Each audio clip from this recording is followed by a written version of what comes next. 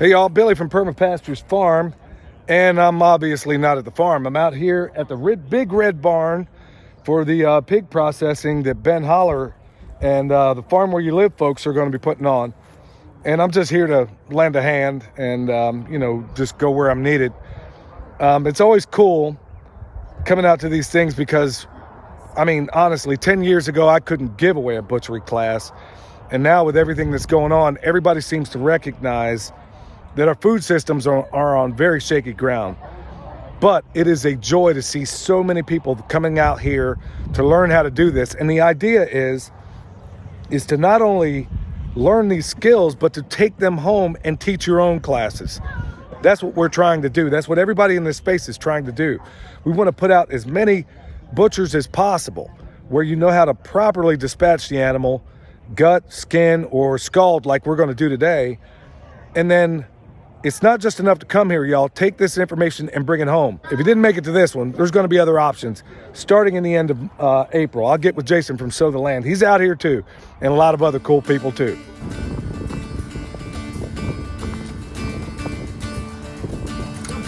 What's up?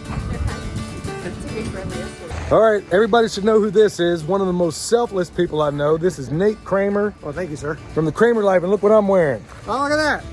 Look at that. That is a beautiful hoodie. We look like twins. It's always cool when you come out here and you meet your friends. It seems like every time we get together, something is going to lose its life, bro. That's a little scary thinking about that. I know. How's things going with you on the homestead? No complaints. Busy, busy, busy. Yeah, there's Nate, y'all. Like I said, anytime you put up like the Batman signal and he comes running every single time. I'm there to help. He is. The homestead helper right here. Bam. Is there anyone here that hasn't checked in yet with Megan? Okay, that's good because we're missing 4 people. So. If my shot's good, it's just gonna drop. While it is stunned on the ground, I'm going to climb in there, I'm gonna pull the back of that trailer off, and I'm gonna bleed it. When I cut it, I just use a long skinny knife. This particular way we're doing it, I'm gonna make an incision about that big, go in and cut that jugular, okay? The reason for that, I'm not cutting ear to ear, is because we are scalding this pig. You wanna keep as much filth out of the meat as possible. If you're going ear to ear when you dunk that thing, you gotta trim everything off that nasty water touches. After I bleed it, we're just gonna let it flop. You don't get near them because those hooves will cut you if they kick you. That's a powerful animal. While they're kicking and flailing, just get out of the way, let them do it. We got father and son over here, and y'all are raising pigs now too, right? We are. Now, how are y'all getting the food for them? Well, we feed them, their regular hog ration, but we've also got some connections we've developed. We're getting the food bank will get food, and we help the food bank take it, go pick up from food lines, distribute it, stuff like that. And some of their stuff, they don't want to give it out when it's expired because people kind of frown upon that, I guess. So we get bread, and we got a lot of vegetables. Fruit and vegetables. They cut all these vegetables that you see at the grocery store that get cut up with watermelons, and there's a lot of rinds left over, and the chickens love those rinds. Right. So y'all just got into this a little while ago. So what gave y'all this great idea as far as doing all this? As far as looking for alternative means to feed your animals. Well, Billy, for one. He gave us the idea. He told us a few of his secret locations, which he ain't gonna tell right here on camera, y'all. I can't give it away. Yeah, you got to go to the class to actually get all that. But you guys are off and running doing pigs. They told me about a prolapse that they just had in this pig, and their solution for it was extraordinary. You want to tell them about that? Well, it was the pig. It was sort of the run of the litter. And he slept on the bottom of the pile. We had a real cold snap back in. When was it? Was it in December, Jake? It's the end of December. End of December. And he was the poor fella that got on the bottom of the pile. If you ever seen pigs sleep, they pile up like logwood. Yep. And so they were. We got it the next day, and Jake said, "Dad, you got to come out here and check this pig out. Something's wrong with him. He's got a bad hemorrhoid." And well, it's a hemorrhoid, but they called it a prolapse. So it was about the size of a softball hanging out of his rear. And not to be too graphic, so we had to do a little research, and we said, we got to get a vet to work on this pig or he's going to die. Well, Once you tell them you got a pig, they do not want you to come bring your pig to the vet. and we're in upstate, and they said, well, you can carry it to Athens to the animal hospital down at University of Georgia. I said, it's a $100 pig. We're not trying. It'll take $100 in fuel to get to Athens. I mean, we don't want to kill the little pig. So we talked to an old vet, an 80-year-old vet out of Newberry. He said, take it, if you would, and just look and see how big it is and get it clean. Pack it with brown sugar. He said, don't use dark brown sugar, use light brown sugar. So we packed it with light brown sugar, and it stayed for a little while, but then it popped back out. We talked to another vet who had developed a prolapse ring, and it looked like a little piece of pipe, but we didn't have time to order the pipe, so we got a coupling, a stab coupling off a piece of 3/4. 3/4 was too big. We had to go with 1/2 inch, lower it down a little bit. Water pipe. Okay. Jake and I, we cleaned it, we washed him really good, packed him full of brown sugar, and just kept working it till we got that ring up in there.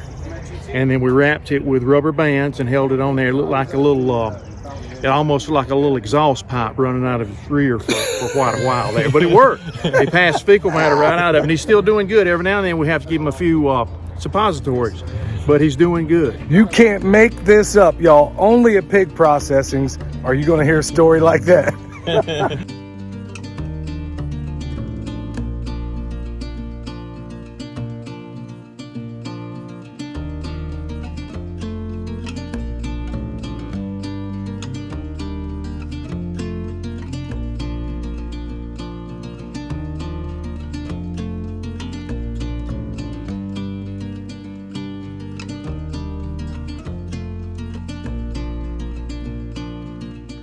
All right, y'all, everybody knows who this guy is right here, my man Jason.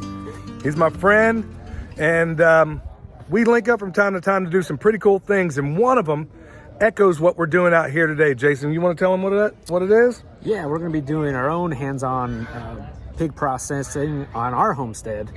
And, you know, me and Billy, we've done the online pig processing course, and we really wanted to bring that live for folks to really get their hands dirty. And this is going to be a hands-on class, and it's 2 dates to choose from at the end of April 28th, 29th, and then the weekend after that, May 5th and 6th. And we're doing 2 options. One, the first class in April, you could skin a pig if you've never done that before. And then the second class, we're going to scald a pig. So if you've never done that before, you know, just give people the options. Well, that's the cool thing about it. And as always, it's going to be a lot of fun. You're going to meet, just like you see in the background here, there's so many people out here. And if you're one of those people that thinks, okay, I don't know where my tribe is or what that looks like, trust me, it looks like all these people. You come as strangers and then you leave as friends. You really do. Oh, yeah. You meet so many wonderful people. So in addition to all that, Jason, I mean, in addition to just doing the butchery, what are you kicking on top of it? Yeah, we're going to include our online class. So that's the step-by-step color guide that we created, all the videos, and you're going to have lifetime access to that. So not only you could go and get your hands dirty, but you can take videos when you get home, because, you know, no matter if you take one of these classes, to be honest, like, you're going to go home and you're going to forget what you even learned. Right. But now we have our online class that you could take that home and you can remember, look at that color guide and be like, oh, okay, I remember we did this. And so, like, that will just further help you. And then also includes lunch. Right. You know. Well, you got to, we're going to be hanging out, like, includes lunch at that.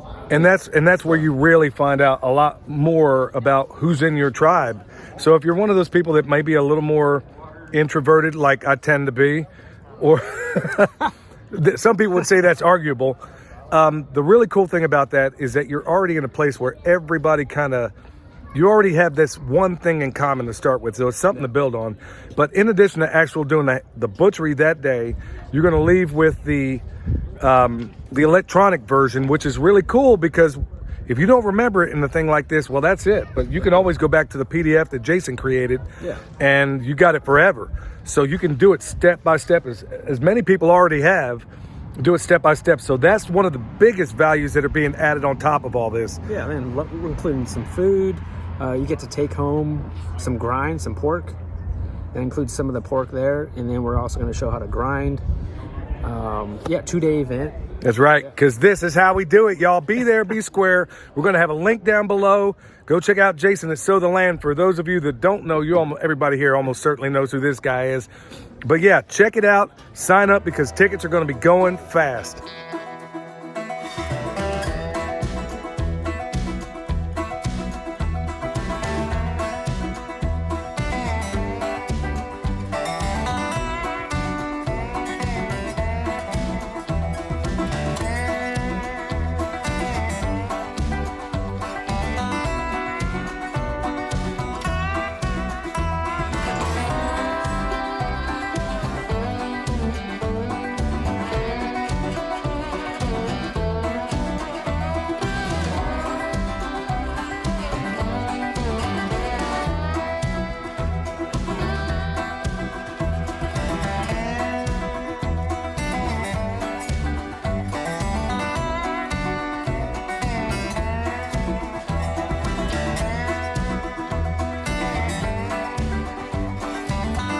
Well, here we are. It's all done. Here's my man Nate back here. Remember, go check out the Kramer Life. There you go. Right there. That's right. And here it is. Sun's going down. We were here when the sun was coming up practically. And we're just now getting done. So it's been a long day, as it always Very is. productive. Very informational. Great fellowship. Yeah, as always. This is why you want to go to these things, y'all. And just remember, we'll leave down below where you can go to the next one. Remember, there's going to be some events coming up. So check out farmwhereyoulive.com, and you're going to find out where those events are. The next one's going to be in Asheville, and then there's going to be one in Georgia, I believe. So we're going to be there, and it's close to the house, and we hope to see all of you guys there as well. So until next time, this is Billy, along with my man Nate from the Kramer Life, where we were out here working pigs pretty much all day long. That's right, where permaculture is our passion. We'll see y'all next time.